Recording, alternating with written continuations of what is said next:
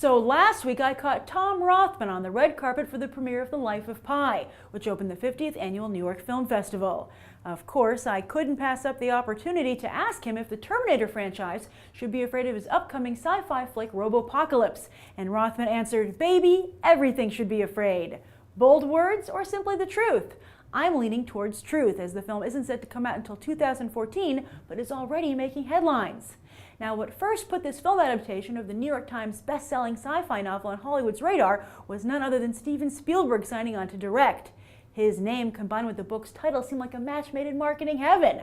I mean, not since someone in Los Angeles came up with the term Carmageddon to describe the closing of the city's vital 405 freeway has Hollywood so perfectly captured the giddy anticipation of a shamelessly exciting event.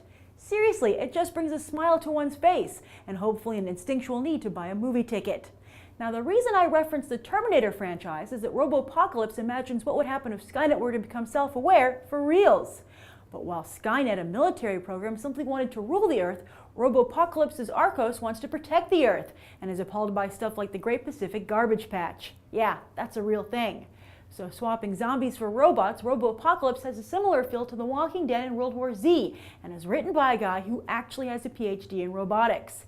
He based the book on real-life robotics research and development. That means when you're watching the current indie comedy Robot and Frank, just remember that Frank Langella's initial instincts that it would kill him in his sleep aren't too far off.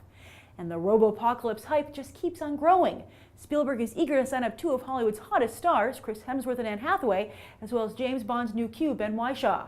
But perhaps the most interesting aspect of the film so far is Rothman's involvement. CEO of Fox Film Entertainment, he was forced out of his job earlier this month. And while there are similarities here to how Rich Ross was also forced out of his post at Disney for rubbing his peers and filmmakers the wrong way, the big difference here is that Rothman got results at the box office. While Ross oversaw the clunker John Carter during his short tenure, Rothman has overseen Fox for 18 years and shepherded films like Avatar and Titanic. He is also said to have championed the studio's specialty unit, Fox Searchlight, which he founded. But almost as soon as Rothman handed in his letter of resignation, Spielberg graciously scooped him up to co-produce Robopocalypse, which Rothman had already been helping Spielberg develop at Fox.